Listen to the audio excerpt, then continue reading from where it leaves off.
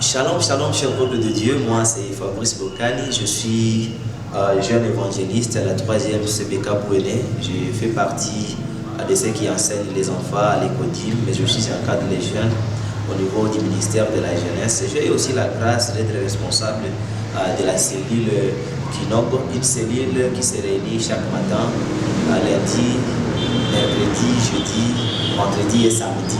Je vais juste vous partager comment est-ce que j'ai réussi les Seigneurs. Vous allez comprendre que j'ai grandi dans une famille chrétienne. Dans cette famille, on insistait sur l'importance de participer aux différentes réunions et assemblées de l'Église. Mais personnellement, avant l'âge de 15 ans, vraiment, je ne m'y intéressais pas. À l'âge de 15 ans, j'ai perdu ma mère biologique. Elle est morte dans un accident ici à Routio. C'était un certain 21 mars 2015. Et après le départ de ma mère, c'est là que nous avons décidé de quitter la ville de Goma où nous habitions pour aller habiter à Kisangani. À Kisangani, la vie n'a pas été facile, vivre avec un père. J'étais là, moi, ma petite sœur et mon grand frère, parce que nous sommes nés seulement à 3. Et nous sommes habités là-bas. Mais de notre côté, nous, ce n'était que le football qui nous intéressait, parce qu'on ne trouvait pas utile vraiment de participer aux réunions de l'église. Après cela, il est arrivé, en 2017, j'ai trouvé un ami qui m'est venu de Butembo, qui s'appelait Joël, un frère que j'aime beaucoup. Avec lui, vraiment, on jouait au passé du temps ensemble et nous aimions beaucoup écouter de la musique, encore de la musique profane, surtout des artistes tanzaniens, mais aussi des artistes français, d'origine africaine. Et pendant ce moment, il nous est arrivé à l'esprit de commencer aussi à côtoyer des petites fillettes du quartier. Et c'est avec cette histoire de côtoiement des petites filles que nous sommes allés tout droit vers notre salut. Vous allez comprendre que lorsqu'on commence à chercher les filles, on cherche d'abord où est-ce que ce fille habite. Alors nous, on s'est dit, mais on peut trouver de belles créatures ou si ce n'est pas là où elles se rendent. Alors nous avons compris que la majorité, mais aussi les belles filles de notre quartier se rendaient à l'église. Et si nous nous sommes dit, nous allons chercher aussi des copines à l'église. Arrivé à l'église, nous écoutions la parole.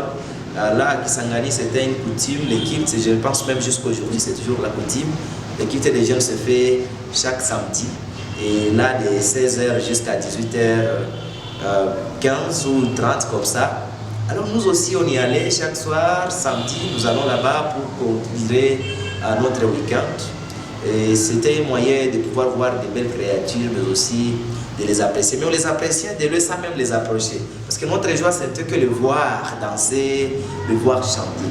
Alors pendant ces moments où nous nous donnions beaucoup de la peine pour aller voir de belles créatures, il est arrivé une période où la jeunesse de la 3e CBK devrait organiser la semaine de Dieu aux jeunes. Et pendant cette semaine, le ministère de la jeunesse a invité l'homme de Dieu qui s'appelle Michel Ouhem. C'était un jeune évangéliste envoyé aux études théologiques à Beni, à l'université bilingue du Congo.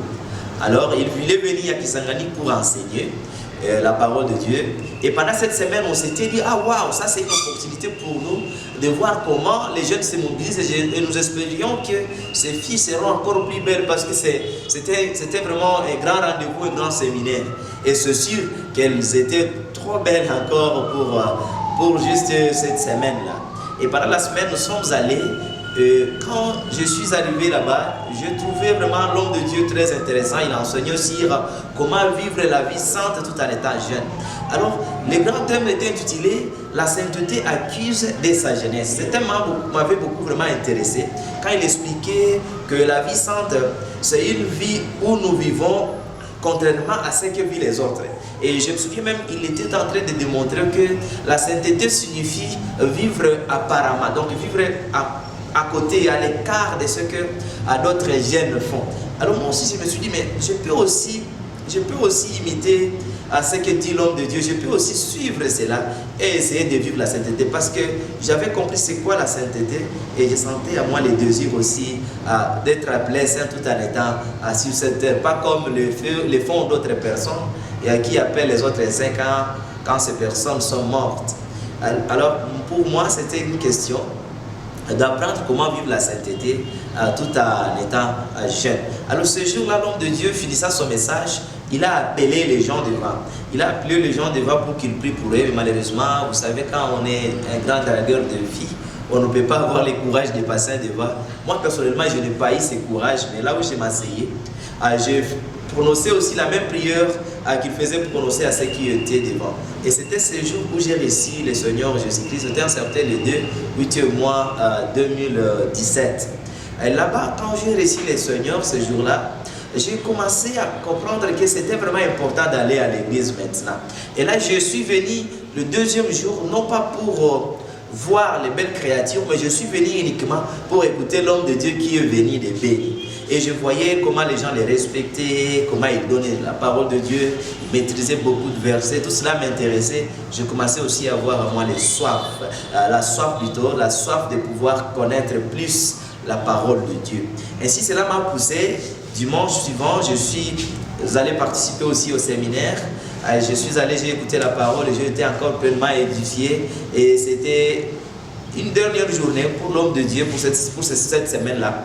Il nous a prêché, mais à part ça, on devait lui dire au revoir. Il est rentré à Béni. Lui rentré à Béni, moi je suis resté assoiffé de la présence de Dieu. Et je me rappelle même pendant ces jours-là, il recevait les gens au bureau du pasteur. J'ai fait tout pour les rencontrer, mais malheureusement, je n'ai pas eu le temps pendant la semaine. C'est jusqu'au mardi. Mardi, quand il fermait ses valises, le révérend pasteur Sylvain Bouloukou, qui était responsable à l'époque de la paroisse, m'avait accordé un moment. Il a dit non, comme tu as insisté pour voir l'évangéliste Michel, il est en train de faire ses valises, tu peux aller le rencontrer dans sa chambre. Je me souviens, j'ai été dans sa chambre, j'ai partagé avec lui, je lui ai dit comment la parole m'avait touché. Et avec lui, il m'a encouragé, il m'a dit, cherche quelqu'un qui pourra t'apprendre plus, si tu as besoin de connaître plus. Et ici, dans la paroisse, il y a beaucoup de gens qui peuvent t'aider. Et il m'avait proposé la servante du Seigneur, qui était vice-présidente à l'époque, qui s'appelait Rebecca Cassiné. Aujourd'hui, je rends grâce à Dieu pour la vie de cette servante qui m'avait enseigné les 4 lois spirituelles et m'a donné les 6 leçons d'affaissement du campus pour Christ. Cela m'a beaucoup aidé. Et quelques semaines après, je suis devenu moniteur de l'école-dîme, tout simplement parce que j'étais assoiffé d'écouter Dieu. Je me suis dit, mais comment est-ce que je vais connaître Dieu sans pour autant connaître les versets? Et à la maison, les gens disaient qu'on apprend la répétition des versets à l'école-dîme. Alors moi aussi, je me suis rendu à l'école-dîme pour étudier les versets avec les enfants, pour savoir, pour avoir la capacité, mais aussi quelques compétences pour partager aussi un verset ou soit une étude biblique aussi en famille. Parce que chez nous à la maison, on avait l'habitude de prier chaque soir. Alors quand ils ont compris que je m'intéressais déjà à l'église, on pouvait aussi me dire, toi aussi tu vas prêcher. Alors je me disais, mais je vais prêcher quoi alors que je ne sais rien? C'est pourquoi je me suis rendu à l'école-dîme. Mais arrivé à l'école-dîme, je ne sais pas si c'est par chance ou par malchance, je trouvais ce jour-là, tous les moniteurs et les monitrices ne sont pas venus au culte. Mais il y avait les enfants qui avaient besoin d'être encadrés. Le dimanche suivant, je suis venu là-bas à l'église et pif paf, directement les enfants, quand on leur pose la question avant de commencer la leçon du jour, la fois passée, vous avez étudié quoi? Ils ont dit, waouh, nous avons eu un nouveau moniteur. Il est assis là derrière. Moi aussi, je m'étais camouflé là derrière comme un enfant parce que je voulais apprendre. Je savais que je suis vraiment, je ne connaissais rien. C'était vraiment du tohu vavohu qui était à moi-même. Alors, les enfants ont dit, non, non, nous avons reçu un nouveau moniteur. Il est là derrière, nous a enseigné. Par chance, si je peux le dire, donc la monitrice qui voulait enseigner ce jour-là, elle a dit non, non, nous allons demander à notre Moualim qui est là derrière de pouvoir passer devant. Il va devoir nous saluer, nous dire son nom, sa provenance et autre chose. Alors je me présentais ce jour-là, je dis je suis de la paroisse, mais je ne m'intéressais pas trop à l'évangile, mais la grâce m'a été donnée par le Seigneur Jésus de le recevoir et je suis venu à l'école pour apprendre. Malheureusement, pour la monitrice, ce qui comptait, c'était mon âge et pas mes compétences, mais aussi la qualité que j'avais. Après quitte, elle n'a pas eu autre choix que de me dire, vous faites partie déjà des moniteurs de cette paroisse. Cette manière de faire, je ne suis pas toujours d'accord avec ça à la CBK, cette manière de faire entrer les gens dans les services sans qu'ils soient formés. Mais je pense que cela m'a aidé aussi à grandir spirituellement. Parce que déjà ces jours-là, quand elle me dit, tu deviens moniteur, elle m'amène à la paroisse. Nous avons quitté la cellule des enfants là-bas, vers la paroisse où se faisait la réunion des moniteurs, des monitrices. J'entre dans la réunion, elle me présente comme moniteur. Moi aussi, je m'étais, au lieu de dire que je ne sais rien, je me cache là-bas. Je disais, bon, celle-ci connaît que je ne connais rien. Elle ne peut pas m'exposer là où il y a nécessité de beaucoup plus de connaissances. C'est comme ça que j'ai donné ma vie au Seigneur et j'ai reçu l'affaiblissement de la sœur Rebecca. Elle a continué avec moi pendant que j'étais moniteur, elle m'a enseigné beaucoup de choses. Et après cela, elle m'a montré la voie du centre biblique où je suis allé prendre inscription pour étudier les cours bibliques par correspondance. Avec les cours bibliques par correspondance, j'ai appris aussi beaucoup de choses là-bas. J'ai étudié tous les livres de Marc, nous avons étudié tous les livres de Jean, nous avons étudié les actes des apôtres, mais aussi l'épître aux Romains. Et à part ça, on a étudié beaucoup de thèmes sur la famille, la gestion du temps, la gestion de l'argent, la gestion de l'église. Cela vraiment m'a beaucoup aidé. Et pendant tout ce temps, je peux dire aux gens qui n'ont jamais reçu Jésus qu'il y a eu une grande différence entre ma vie antérieure et la vie après la réception de Jésus-Christ. Avant que je puisse recevoir Jésus-Christ dans ma famille personnellement, je ne représentais rien. Je ne représentais rien ni pour mon père, ni pour ma soeur, ni pour mon grand frère.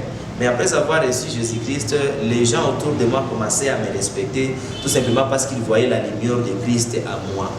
Deuxièmement, ce que je peux dire comme avantage que j'ai reçu, c'est qu'au-delà d'être respecté, être membre d'une communauté m'a donné beaucoup plus de relations. J'ai eu beaucoup de frères, de sœurs et j'ai eu des parents au sein même de l'église. Jusqu'à, je me rappelle même qu'en 2020, quand mon père est mort, l'église est venue nous aider. L'église est venue me porter secours parce qu'il savait que je suis déjà un enfant de l'église. Chers bien-aimés, je suis en train de vous dire que recevoir Jésus, c'est une bonne chose. C'est une bonne chose parce que ça vous crée une famille. Une famille qui est unie plus que même la famille que vous a offerte votre maman lorsqu'elle vous a mis au monde.